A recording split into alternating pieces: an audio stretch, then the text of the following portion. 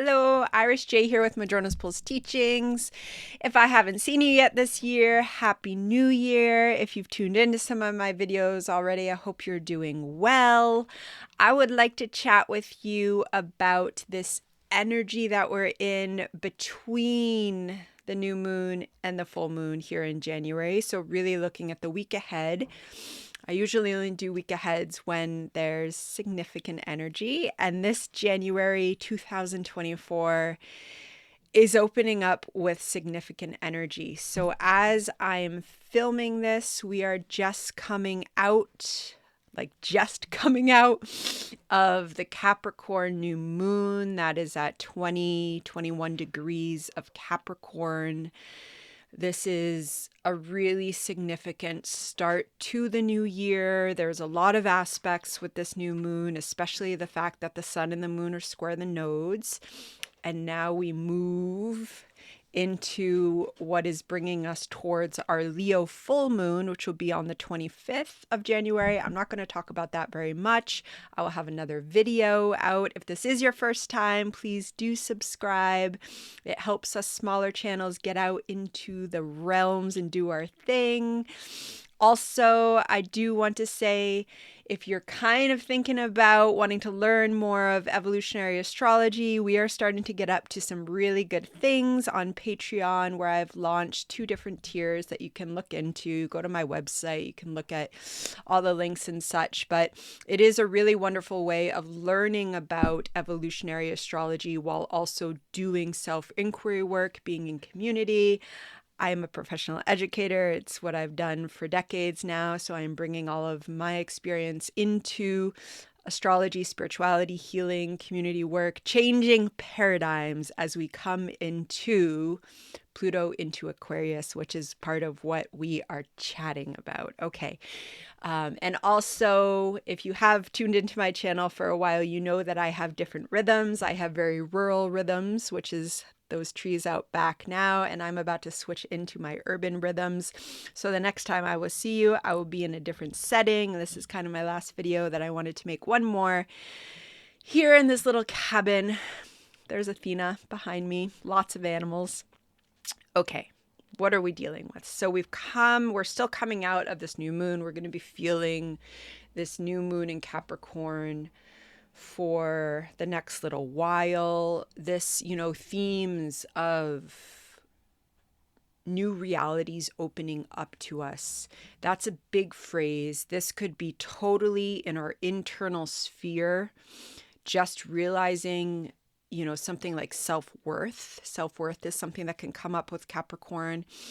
Understanding that there's just certain boundaries that we are going to have moving forward, and boundaries are interesting. We can work with boundaries for decades, and especially in our relationships and our sense of self and our self-confidence, and there can be these moments when we've kind of been working and then something clicks into place. And this week, coming out of the full moon, out of the new moon, taking us through this transitional period towards the full moon, this could be when some things are clicking into place. And so that new reality could be opening up as just boundaries that we're ready to set in our internal and therefore external relationships, workplace, family, just how we move through the world.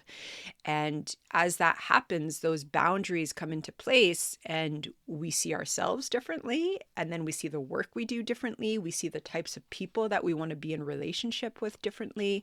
This is always an ongoing process when we're talking about boundaries, because our necessary boundaries shift as our self-inquiry deepens and our relationship to all that is being an interrelated being deepens. Sometimes as we become more comfortable in our interrelated ways of beings, here I'm talking about earth consciousness, for some of us cosmic consciousness, but just the way that we are interrelated, as we become a little bit more trusting and confident in that, then our boundaries with other humans can just kind of intuitively shift, and we're not necessarily willing to take on things that we were willing to take on. Speaking of Capricorn, if you have a lot of Capricorn in your chart, Capricorn can take a lot onto its shoulders. Now, part of that is because Capricorn can handle a lot on those shoulders, okay? Capricorn is energy. It knows how to work. It moves forward, and it can handle a lot of responsibility. It can also exhaust itself. And so in a new moon in Capricorn, if you have a lot of Capricorn placements, we do want to be careful about exhausting ourselves, resting, especially as we're moving through this kind of boundary shifting time period. And this week is going to support us as we're moving through these new boundaries settling into place, carrying us forward into 2024. So one aspect that we have going on this week that is present during the new moon and is carrying us into the week following is that Jupiter and Mars are in a conversation. Mars is in Capricorn and it is trining Jupiter, who's direct in Taurus. This is really supportive energy. So we're also going to see Mercury shift back into Capricorn after it was retrograde. And that shift, I think we're going to feel that shift significantly. That's also going to be when some things are kind of snapping into place and understanding the kind of more ethereal boundaries that have been shifting. We're going to get more complex understanding there as Mercury comes into Capricorn. But this trine between Mars and Jupiter is really supportive. It's also important because Jupiter was at that 5 degrees of Taurus for quite a long time. That was during when Jupiter was retrograde, and then it stationed direct, and now it's starting to move. And it was also pulling up the eclipse point of October 28th. So October 28th, 2023, because now we're in 2024. So there's this earth energy that's supporting us to move forward, to expand. Mars helps us move forward. It's our drive. It puts us out. That said, Mars in Capricorn is very capable. It's also an energy that wants to not just move forward. It's not the fire energy that's just moving our Mars forward. It's a little bit calculated. It's got a rhythm, it's got a pace to it. Capricorn energy is an ancient wisdom that's like a drumbeat, and Mars taps into that drumbeat. It's helping us to have some perspective of how things might need to shift in order for us to move forward. It's also an energy that can be willing to make the necessary shifts that some deep emotions sometimes don't want to shift. But, this Capricorn energy, Capricorn season, it is about moving forward. It's like we have that square to the nodes, and certain circumstances and boundaries shift internally and externally so that we can move forward on our soul's journey, hopefully aligned to higher mind consciousness that is about to come in with Pluto shifting into Aquarius, and also with the sun moving into Aquarius season. So Capricorn Mars knows that some things might need to be let go, or some things might need to not take up so much of our attention so that we can move forward with whatever it is we're building. And this is energy that's really supporting what we're building. So if you're not sure, take a few times. It could be huge, it could be small, it could be, it's not about some amazing, spectacular, I don't know, whatever it is, empire. It doesn't, maybe that's it, and that's great. But it's about our own journeys transforming and coming into a new reality. And so Capricorn energy is helping us to shift as we need to shift. And that Mars trining Jupiter is allowing us to have the sustained energy to build, to make changes, to plan a little bit. And that Jupiter is expanding, that Jupiter is wanting to move forward, and both in earth energies there, materializing something into being. And then on January 14th, we're going to have that Mercury, who's in Sagittarius, as I'm making this move into Capricorn. So Mercury was in Capricorn, then it stationed retrograde, went back into Sag. And now, as Mercury comes back into Capricorn, this is when some of that understanding that we've been moving through for the past several weeks that really took us through the threshold of the new year starting even with the solstice back in December, things are probably going to click into place a little bit more, a more, forward movement rhythm is going to come, and we're going to have some understanding that maybe we didn't really have yet, that we were just feeling, especially a new moon is not traditionally a time when we want to be actively making all these plans. We really actually want to be releasing and surrendering and feeling what's happening. I woke up where I am on the West Coast. The new moon was at very, very early in the morning, and the dreams, the active dreamscapes I had. And I woke up from that realm, and, there's a receptive energy, especially with a Capricorn, which is yin energy new moon. And now 14th, Mercury is going to move back into Capricorn, continue on its journey. And that's when some of that snapping into place and understanding. So we can kind of lean into that a bit. And sorry, the cats are doing their thing that they like to do. And then we are moving towards our Pluto. Okay. But before we get there, I do just want to mention some divine feminine energy, which is that on the 17th. So we have Venus and Ceres. They are in Sagittarius, and they are coming closer together in their conjunction, and they're going to be opposite Vesta, who's still retrograde in Gemini. So this is some lovely divine feminine energy. It's kind of like the singing of the divine feminine energies, where we've got Venus, we've got our values that are in Sagittarius that have that just inspired burning for expansion and learning and understanding, coming together with Ceres, the Earth Mother, that's allowing that desire for expansion to also be that which is nurturing us, that which is offering.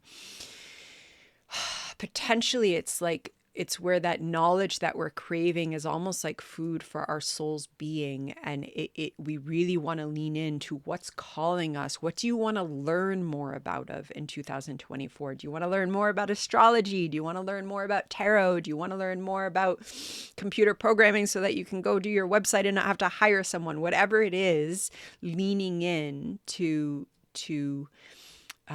what's calling for that expansion, and also really being with that Vesta, that moment of opposite Vesta, because it is Vesta's wanting us to reflect on what we need to sustain our own inner hearth fires. And this is in Gemini reflection. So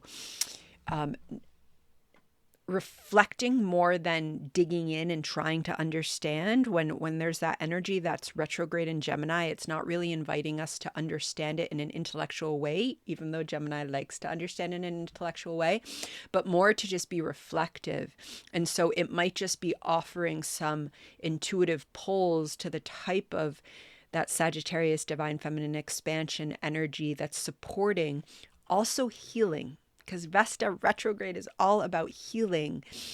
Maybe learning something new will allow some healing to happen. We kind of get taught that, in this, especially in this complicated social media realm, where now there's pop psychology that infiltrates everything in social media, and even in dominant Western psychology paradigms, we get taught that in order to heal, we have to do all this deep digging into these parts of ourselves that, okay, sometimes maybe there's a lot of other paradigms for healing and learning and allowing ourselves to go after what is calling us, allowing ourselves to become impassioned.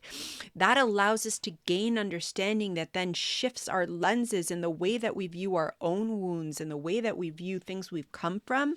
They begin to shift and heal all of their own. And sometimes when we're only doing that self-reflective digging and we're not having other meaning-making systems to learn with, it actually can get us caught in a pretty vicious loop. And I'm going to stop there because I could talk about that that's a different talk. And so just leaning into what that divine feminine energy is calling us towards this week, which brings us to the last major energy that this is building, right? And so the 19th through the 21st is really, really incredible energy for this new year. we're going to have Pluto making that transition into Aquarius. But as it happens, Pluto's conjunct the sun, because the sun is also shifting into Aquarius season. So just having, on the one hand, we have the sun conjunct Pluto. We have almost, this is almost a simultaneous energy of light and dark. Pluto is the unconscious. The sun is our creative drive energy that we're always becoming more and more conscious of. It's the healthy construct of ego that our soul chooses in this life. And there's deep transformation going on when the sun is conjunct Pluto. Pluto is the deepest soul energy that there is. And yet there is also a vital creative life force that's present. And depending upon where this is in your chart, if you have anything at 29 degrees of Capricorn or 0 degrees of Aquarius, this energy is going to be zinging that. It could actually be a bit intense as this is happening from the 19th through the 21st is when that conjunction is there. But if you have placements there, you're probably already feeling it. You're going to be feeling it for a little while because this is a major shift of Pluto into Aquarius. But this whole week is kind of building into this incredible conjunction that is ritualizing the shift of Pluto moving into Aquarius. Okay. And then the sun will move on through into Aquarius season. And then we will have Pluto at the beginning degree of Aquarius. And also just reminders and remembering that as Pluto shifts signs, it's not really supposed to be subtle. It's not really supposed to be gentle.